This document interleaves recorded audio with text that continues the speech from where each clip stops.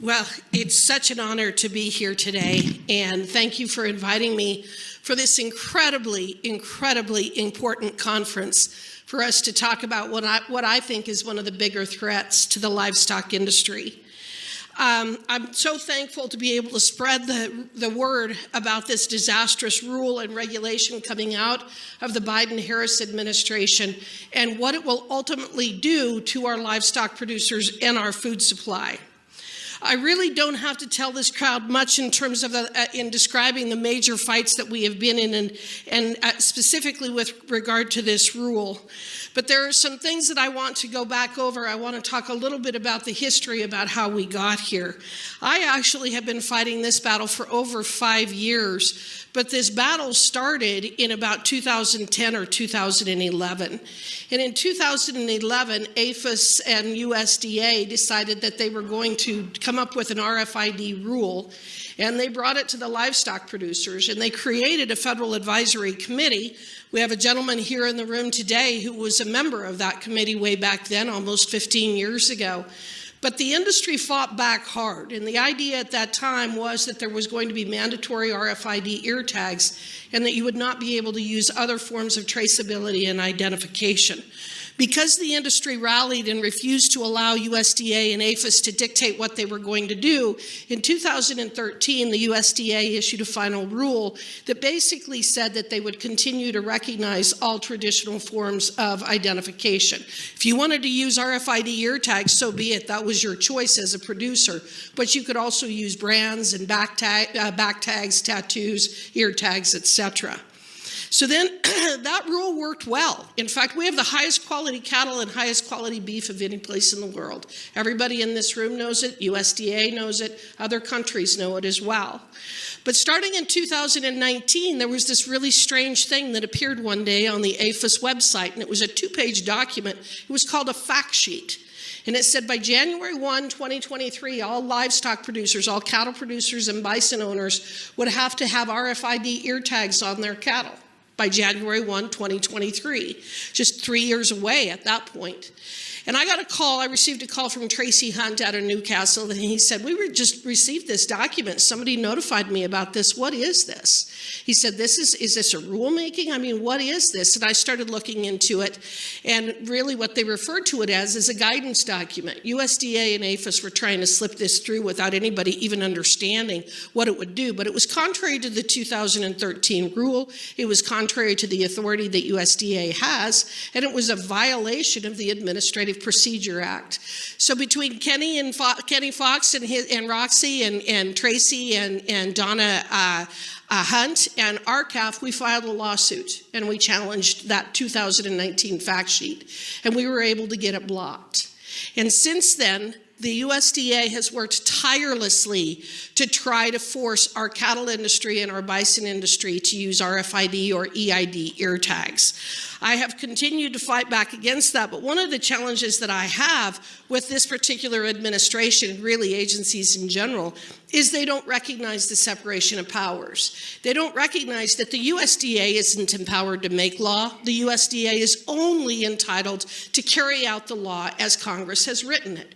Well, Congress has never mandated an EID ear tag requirement. Congress has never ordered our livestock producers to use EID or RFID, but USDA and APHIS and some of our big producers and our packers and the ear tag manufacturing companies are the ones that have attempted to push this through over the last more than decade. They've been pushing this through.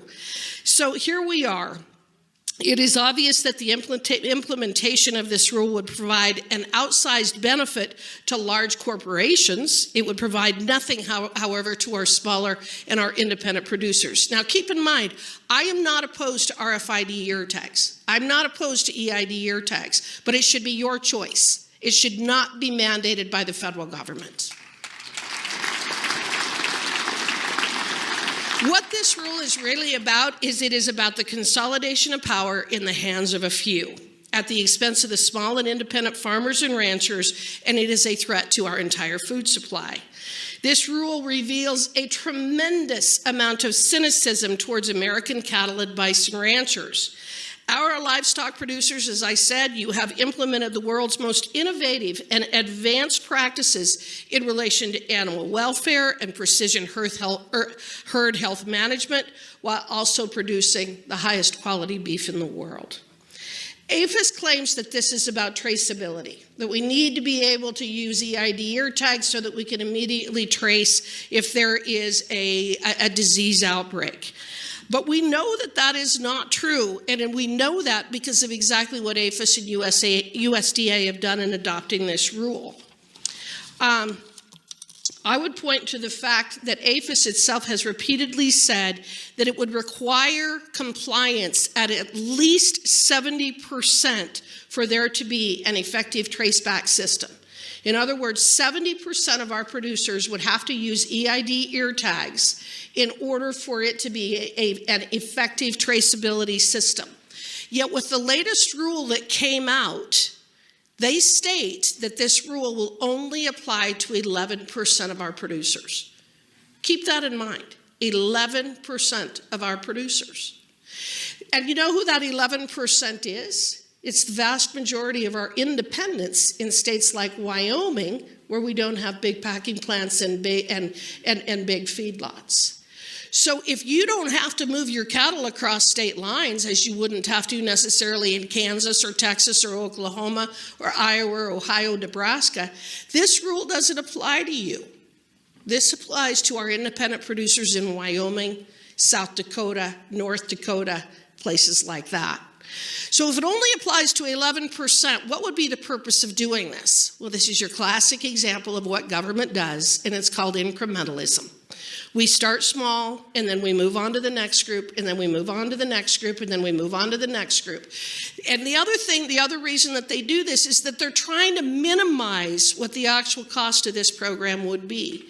According to USDA, according to the rule that they have issued, this EID mandate covering 11% of our producers would cost $26.1 million to implement. Now think about that. Okay, well, if it only applies to 11% of our producers, once they make it apply to everyone, that's a $250 million program. That's a $250 million hit against our livestock producers. So again, it's incrementalism. They want to start small so that everybody thinks, well, it's just not that big of a deal. It's not going to cost that much. That's $250 million. $250 million to have a full traceability system that all of you will be the ones who bear it. You will be the ones who pay for this. $250 million. But you know what's interesting? You just saw that little tiny ear tag, this little thing right here. That $26.1 million, that's what it covers. That's what it covers. They're estimating that this little tag right here for 11% of our industry would cost $26.1 million. Can you imagine how much money these ear tag manufacturing companies are making? Now you understand why they're advocating for mandatory EID. That doesn't cover the cost of the wands. That doesn't cover what you have to spend for handling the cattle to put the ear tags in. It doesn't cover the retrofitting of our sale barns. Yet they're the ones that are going to have to enforce this. Because the purpose of this is to block access to the market for anyone who refuses to comply with this mandate. None of those costs are included in the $26.1 million. So we know for an absolute fact that that $26.1 million doesn't even come close to covering the cost. And how else do we know that? Because in 2013, when USDA first issued the rule, they stated that a full-blown RFID mandate would cost between $1.2 and $1.9 billion. Billion dollars. Do you think the cost of this has gone up or gone down? And yet they come out with a rule and say, hey, don't worry. It's only going to cost $26.1 million. This is a situation where the USD mandate is a damned if you do and a damned if you don't scenario for the ranchers, with noncompliance meaning a blocking of access to our traditional markets and restricting our ability to sell livestock across state lines. At the very same time that compliance is so cost prohibitive It's only the big guys who are going to be able to do it. The fact is that this is going to further vertically integrate our industry, and it's going to make the big guys bigger and the small guys disappear. Knowing this, the agency bureaucracy has avoided providing legitimate cost estimates across the board. As I've indicated, that $26.1 million that they've identified in this rule, they have only requested $15 million for implementation. So in the rule, they say it's going to cost the 11% of the industry that's subject to it $26.1 million, and we know that it's dramatically higher than that, but they've only asked for $15 million to implement the program. And I have ranchers who have come up to me and said, look, Harriet, you got to stop fighting this stuff. Yeah, we don't like mandates either. We don't think mandates are good, but you got to get with the program, and we're going to get the money. The USDA is going to give us the money to do this. Are you insane? Are you truly insane? What government program has actually worked that way? The $15 million that the USDA has requested for this rule is to set up the program. It is to create more bureaucracy. It has nothing to do with paying for you to actually implement this program. Because $15 million isn't a drop in the bucket, and you know that. And you also know that every single time an agency comes up with a new program, they get more people, they get more employees, they get more power, and you get more regulations. And that is exactly what is going to happen here.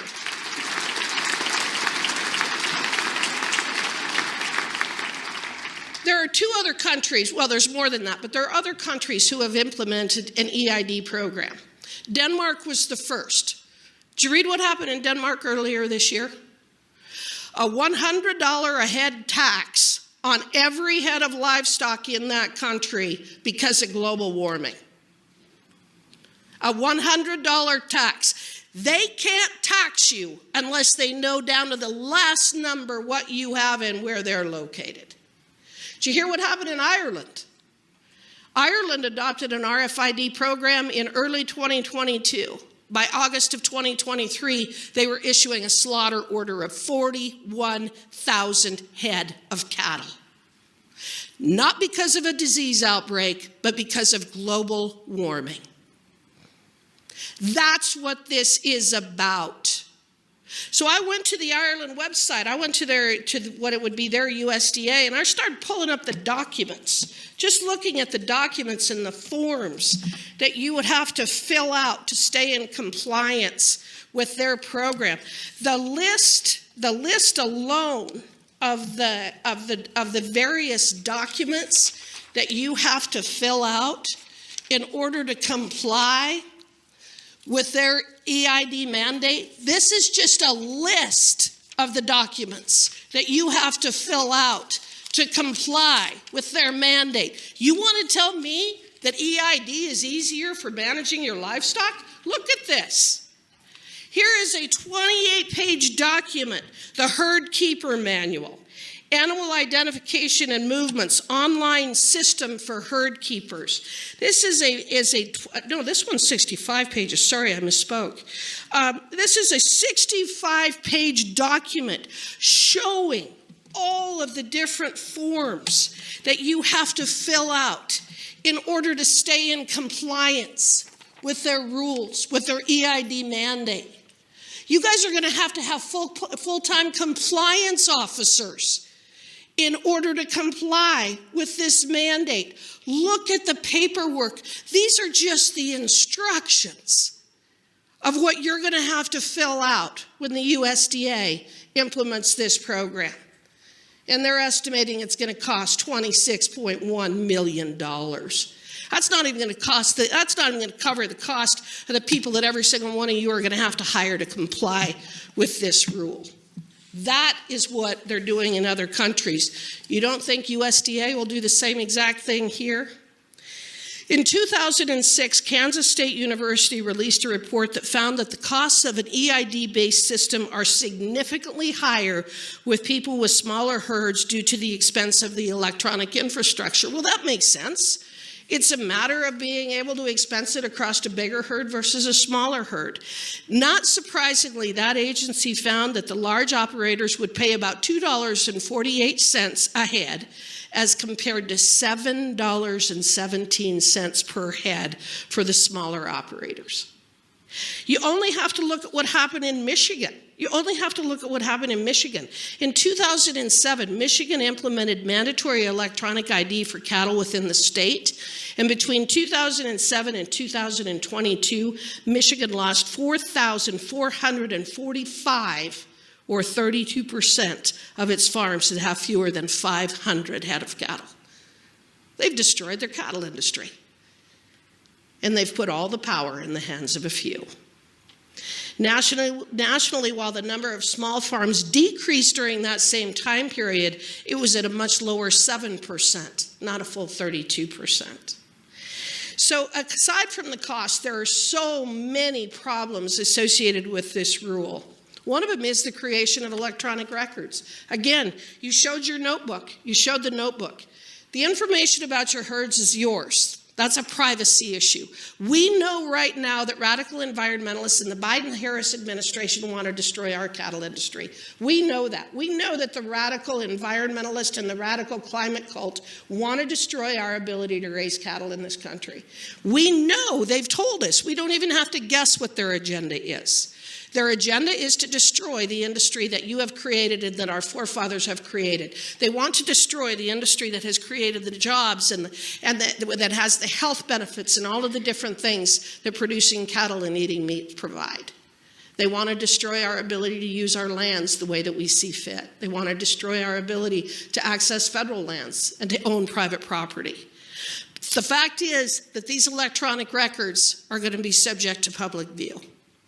You are funding your own demise when you go down this road, because the radical environmentalists are going to want to know how many head of cattle you own so that they can implement a rule just like they did in Ireland, and they're going to start telling you when you have to slaughter cattle because of global warming. Another problem with this is the vertical integration that I've already talked about. I know why the big producers want it. We all know why the big producers want it. They want to put you out of business. And they put you out of business, and they also can take your land. This is about private property rights. It's about independence. It's about our culture. It's about our food supply. It's about affordable food. It's about everything that has made this country as prosperous as it is. Private property rights are one of the most significant things that we have in this country that sets us apart from every other country on planet Earth. Having private property, being able to determine our own destiny, being able to hand land down from one generation to the next, being able to produce food. We know that that is what they are after, and this is just one more cog in that wheel. We don't need to manage what they're going to be doing because they've already told us. And again, when somebody is telling you that they're trying to destroy your industry, you ought to believe them. And that's what this is about, and it's why it's so incredibly important that we fight back against it. And that's why I appreciate RCAF, and I appreciate the stock growers and all of you who are willing to come here and listen to this and be willing to spread this message, and also to make sure that your legislators, your congressmen and women, are there fighting with you to block what's going on here. Since the announcement of the APHIS's intent to mandate EID ear tags, I have been leading the charge in Congress to support America's ranchers and to block this rule. My opposition has included writing numerous op-eds that describe the threat and consequences of this mandate, and I've also done countless radio and television interviews with networks across the country trying to get this message out. To stop this mandate, we really must build a coalition, and to do that, we must build awareness about the risks that this mandate poses.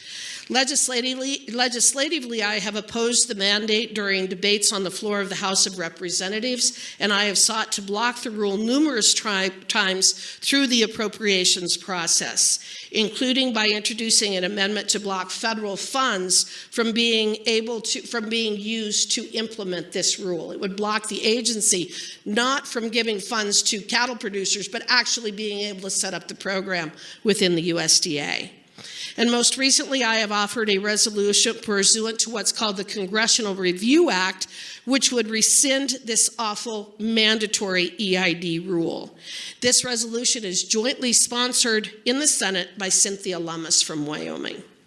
The Congressional Review Act is an additional check on the administrative state, and it was passed in 1996, and it allows Congress to overturn agency action. Now, we're going to probably have to have another conference like this where we go over the entire administrative state and talk about ways in which Congress should be retaking its legislative authority, but that's a discussion for another day. What this does, what the CRA does, the Congressional Review Act, is it requires the agencies to report final rules to Congress, and then we have the opportunity to implement or to pass a resolution that would prevent the agency from being able to implement the rule.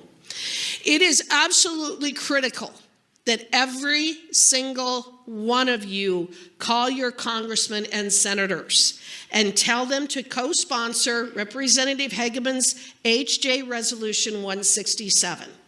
Write that down, HJ 167, and Senator Lummis's SJ Resolution 98.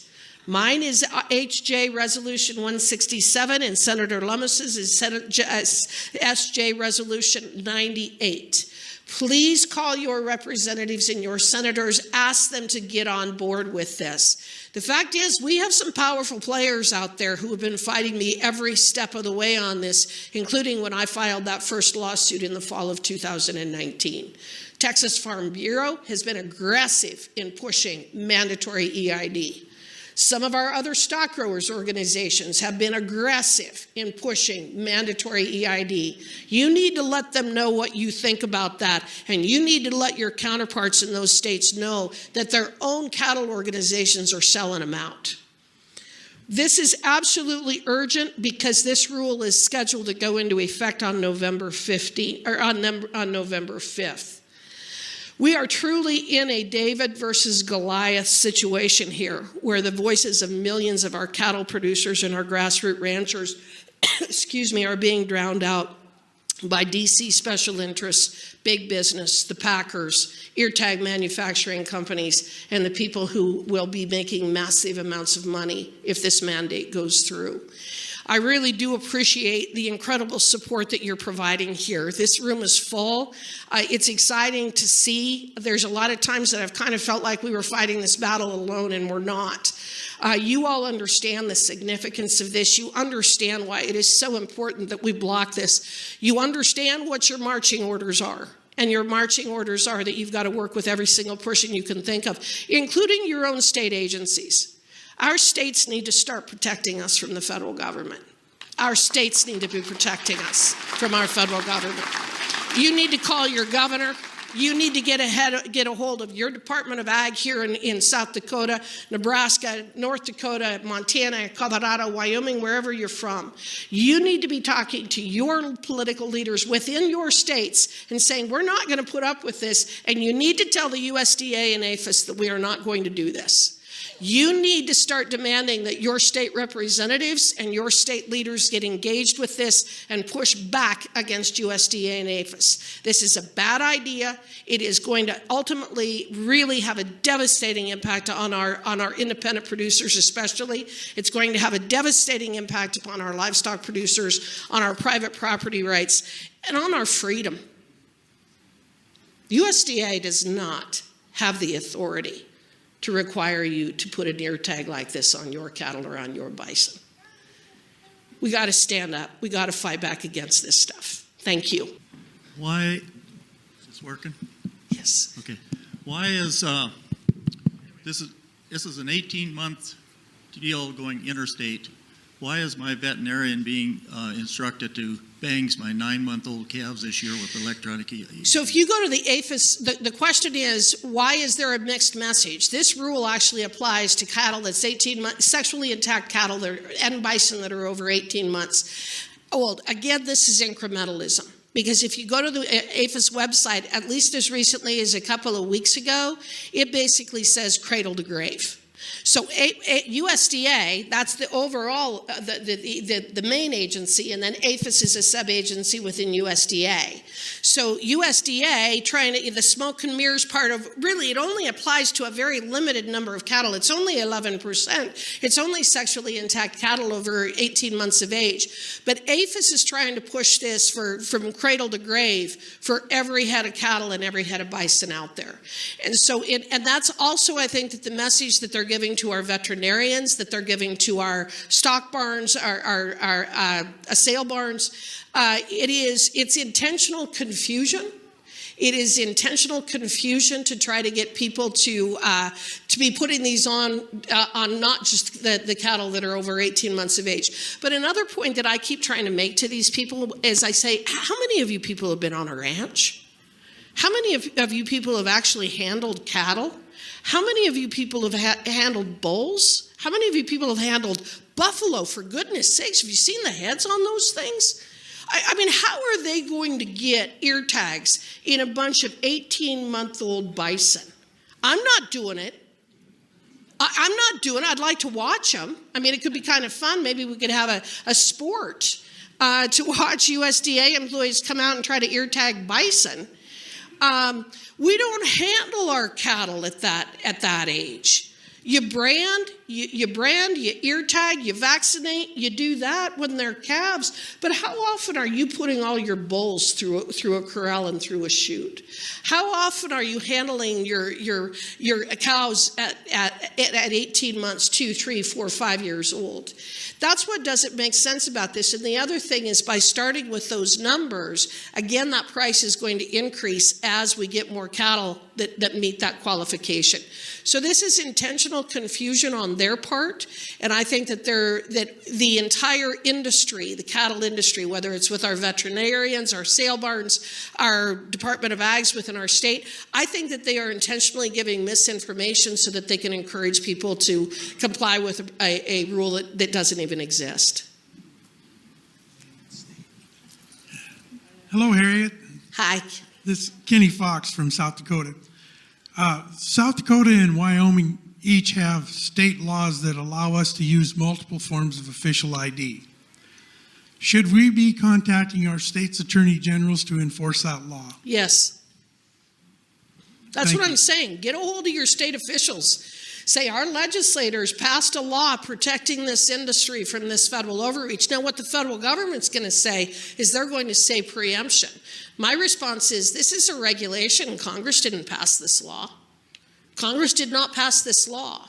But see, this is where the sale barns come in. And the sale barns, I want to give a shout out to them because the sale barns have been very supportive. But they're going to be the ones that have to enforce this, because what they're going to have to do is, let's say Harriet Hageman brings in 50 head of cattle one day and I want to sell in Nebraska and I don't have my ear tags. It's the sale barn that's going to have to turn my cattle away. They're going to force the sale barn to be the enforcers of this rule, yet the rule doesn't even have any financing available at all for them to retrofit their barns and their chutes and everything else to run the cattle through, yet they're the enforcers of this rule.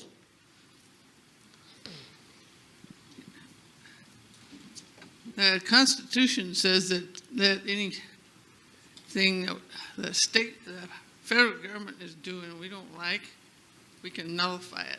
How do we start doing that? Well, I don't know if you're talking about the 10th Amendment. I suppose that's in part what you're talking about. Here's what I would say. Elect better people at your state level. Elect people at your state level who are willing to push back and fight back against the federal government. You need to have governors that, instead of holding out their hands for money, instead of demanding more and more federal funds for more and more programs, whether it's Department of Education, Department of Transportation, whatever the Department of Ag, whatever the department may be, we need to have governors and legislators who are willing to stand up and start demanding that they get block grants from the federal government so they can make their own determination about what kind of programs they're going to implement. We need better people elected in Congress who are actually going to push back and stop the nonsense that's coming out of these agencies. We need better presidents. But we need elected officials in our states. It's the states that are the ones that are going to have to start standing up to a lot of this, because I'll tell you, being a person who's in Congress, and I love what I do, and I'm I'm very honored to represent the state of Wyoming. But that place is broken, and the fix is going to come from the states. Ultimately, the fix is going to come from the states. And it's not necessarily through the 10th Amendment. It's just the states standing up and having a Governor Gordon or a Governor Nome or whoever the governor is say, you're not going to implement that program in the state of South Dakota or the state of Wyoming or the state of North Dakota. In Wyoming, we manage our livestock really, really well. We don't have disease outbreaks. What we're doing is we're allowing the federal government to import beef and meat that are creating the problems. We're importing our own demise from other countries. And then turning around and saying, oh, but we have to have EID. Because they're bringing the disease in, whether it's from Brazil or China or Paraguay, wherever it might be. So start electing people who are better at representing us and hold their feet to the fire when they tell us one thing when they're campaigning, and then when they get into office, they don't do what they said they were going to do. That's the way we win this battle.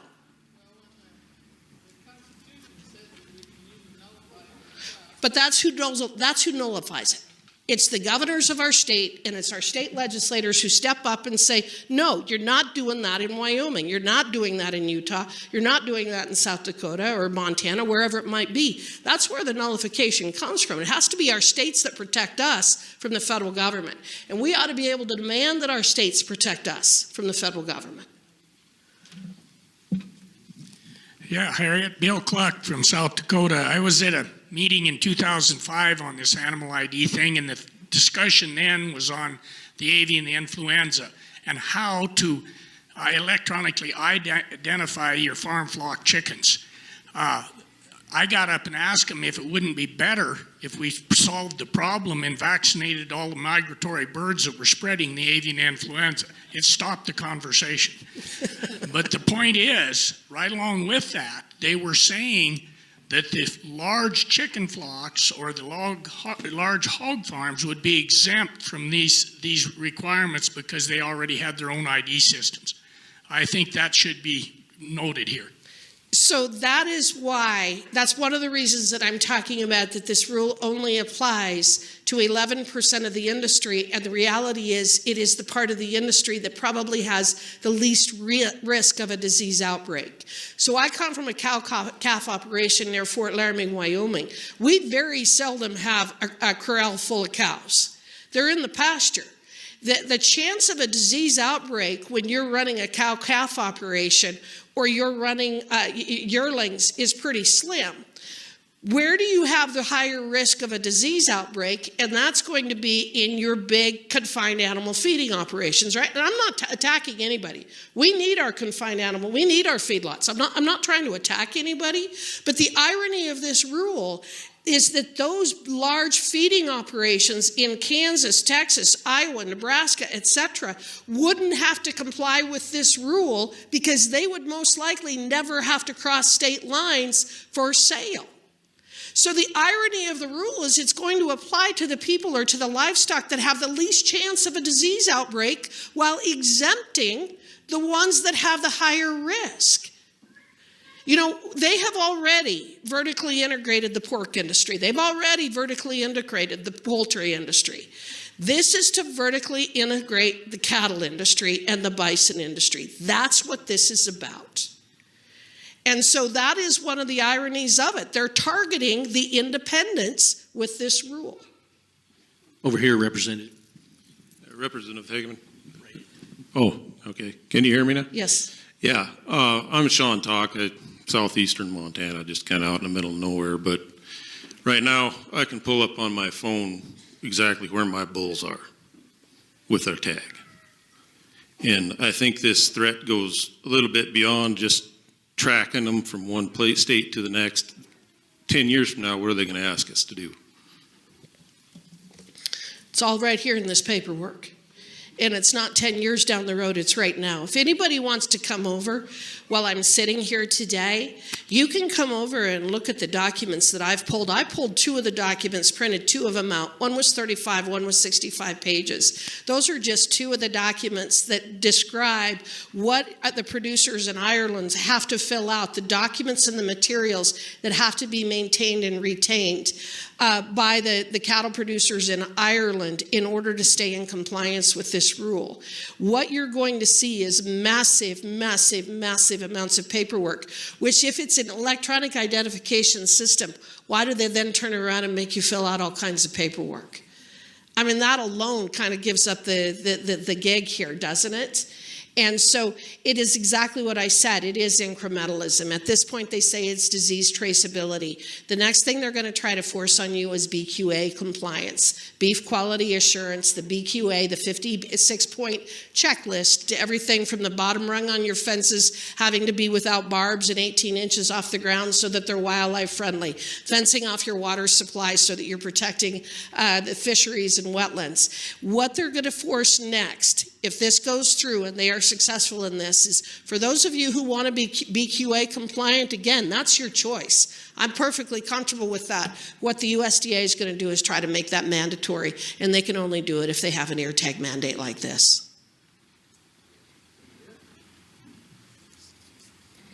Ron Volk, North Dakota. About a month and a half ago, we met with our Congressman Armstrong, and we brought this subject up, and he's supported your bill, and he signed on it, co-sponsor of it.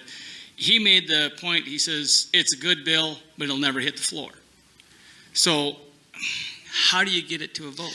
Well, not with this administration and not with the current situation that we're dealing with. So it in fact is, he's right, but that's the rule has not got into effect yet. And as a result, we still have time with a new administration, with a new president, to get a Congressional Review Act through. So that's why we're pushing this as hard as we are, because we need everybody, we need to keep the House, we need to retake the Senate, and we need to have the presidency, and we can, and we will have a chance of getting this blocked legislatively. And then again, I'm going to say it, we need to have our state legislators and our governor stepping up and trying to protect us from this and trying to force the USDA to back down. So how do we do that before November 5th, which is actually Election Day, which is the date that this mandate is supposed to go into effect? Because we will still have time after that to be able to do a Congressional Review Act. We have a certain number of days after a rule goes into effect to do a CRA, have it voted on and signed by the president to block a particular regulation. If you remember when Donald Trump first went into office, I believe because we had the House, the Senate, and the presidency, we were able to block about 20 of Obama's worst regulations that went into effect at the end of his term. So after Donald Trump was elected in November, there was a flurry of rulemaking and finalization of rules that happened in November and December of 2016, excuse me, when the newly constructed Congress, the Republican-led House, Senate, and then with the president came in January, they did a bunch of CRAs against those regulations and blocked them. Right here in the center, Representative. Hi, Ken Morris from Montana. I've got a question. Why did the government move that research facility, the National Bio and Agro Facility, into the middle of Kansas off the coast of New York? The Plum Island research facility makes absolutely no sense whatsoever. We know with what happened with the COVID-19 that viruses can escape these virology centers. We know that it can happen, that there can be lab leaks. We know that. And if you don't know exactly what he's talking about, is that there is a research facility on Plum Island off the coast of New York that is incredibly secure. Incredibly secure. To go there or to leave there, you have to go through all kinds of protocols because they are testing and studying disease outbreaks for ag issues, for agriculture products. And it's been there forever. They're moving it to the middle of Kansas. They're moving that facility to the middle of cattle country. And it's done. And it makes absolutely no sense whatsoever. I don't know the answer to that.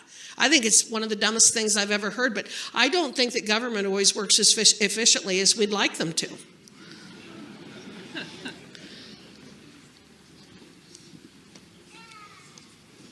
Florence Thompson from South Dakota. What would happen if the South Dakota legislature were to pass a law that our sale barns are free markets and that they will not be enforcing this kind of regulation? What could they do to us? Well, again, the only issue is preemption. The only issue is whether they could argue that this regulation preempts state law. So I think there would probably be a lawsuit over that. The question becomes whether your governor and your legislature are going to actually enforce that and defend the law. We have it in Wyoming. Chip Nyman right over here, he's one of our legislators. He's hopefully our future Speaker of the House in Wyoming. He has put forward a law in Wyoming that we will recognize all forms of identification, back tags, ear tags, brands, et cetera, for disease traceability. So we already have that. The question becomes whether the USDA could sue you. But the other question is, and where this is going to be enforced is, again, it's going to be enforced individually against Harriet Hageman. Harriet Hageman tries to take 50 head to the sale barn in central Nebraska, and the sale barn in Nebraska says, we can't accept your cattle because they don't have an EID ear tag. That's where it's in, but South Dakota isn't going to dictate what Nebraska does. So if you pass a law in South Dakota, I could bring my cattle to South Dakota, but I couldn't bring them to Nebraska. So the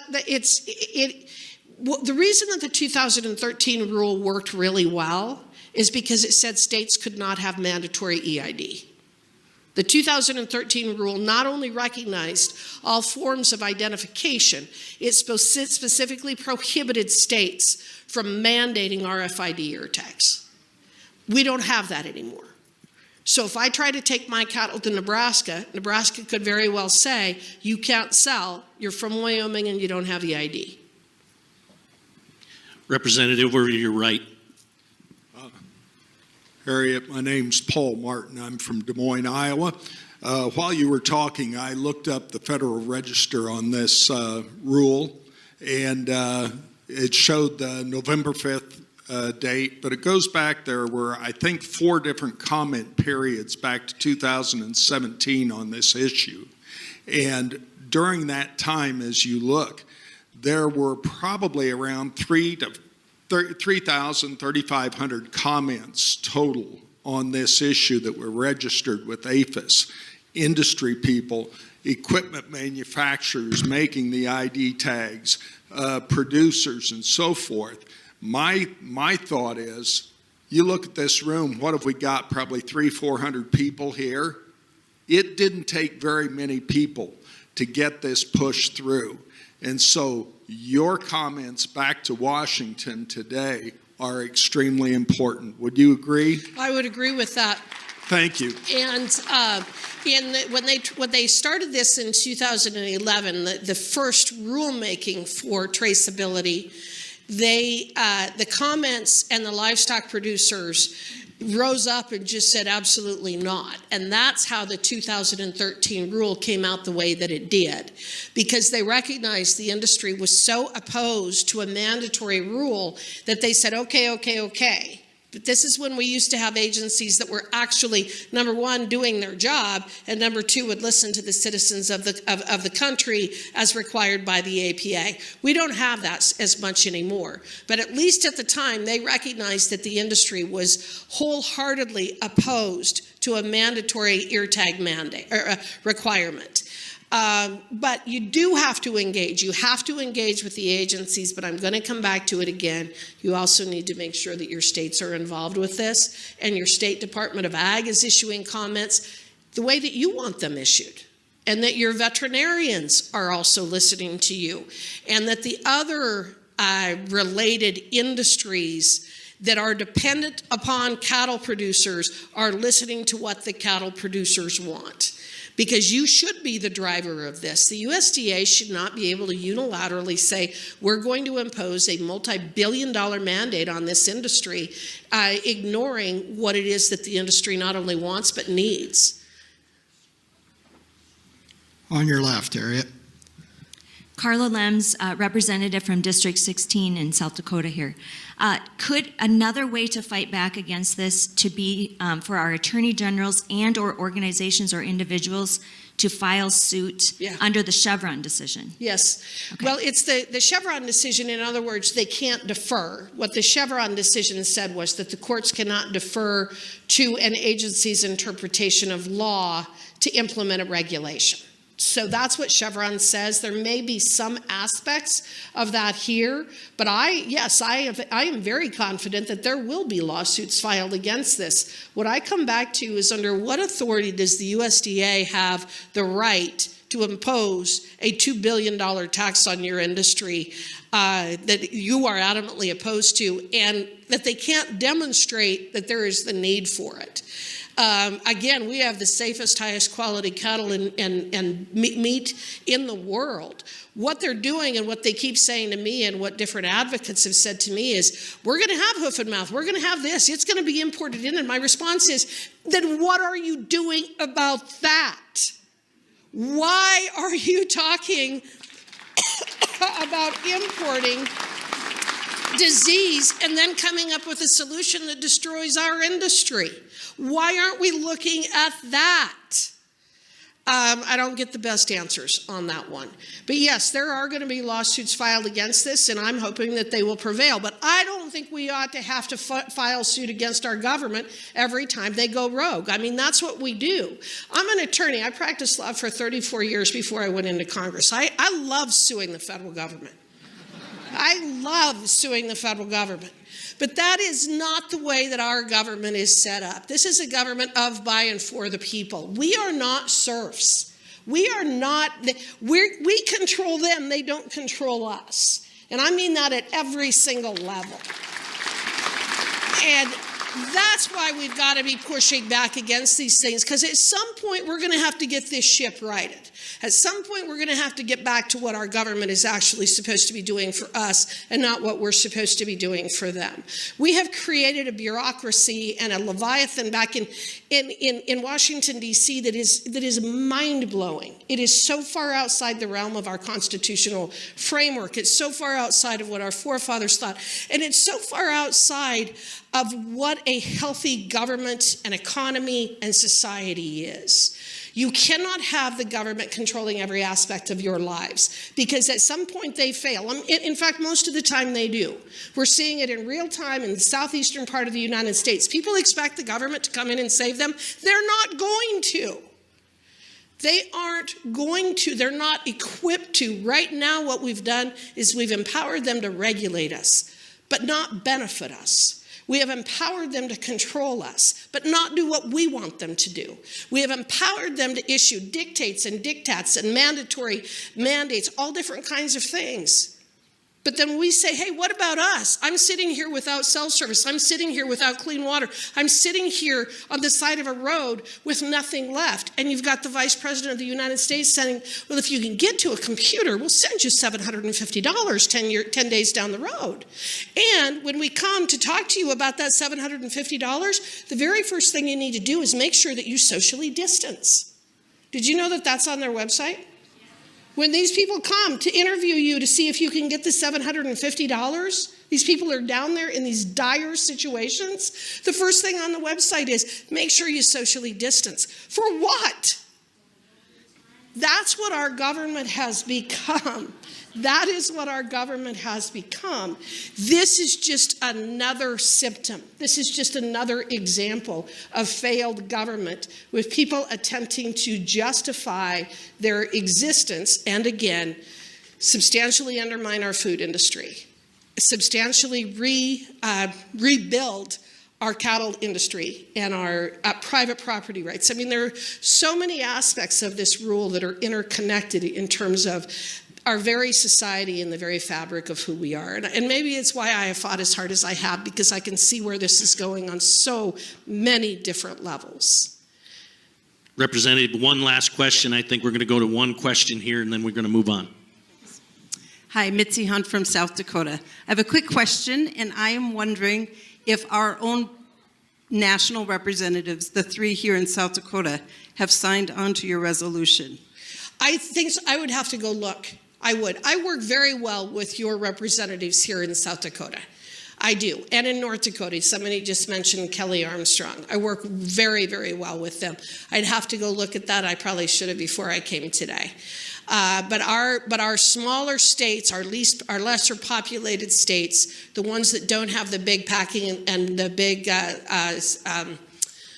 facilities, we need to stick together.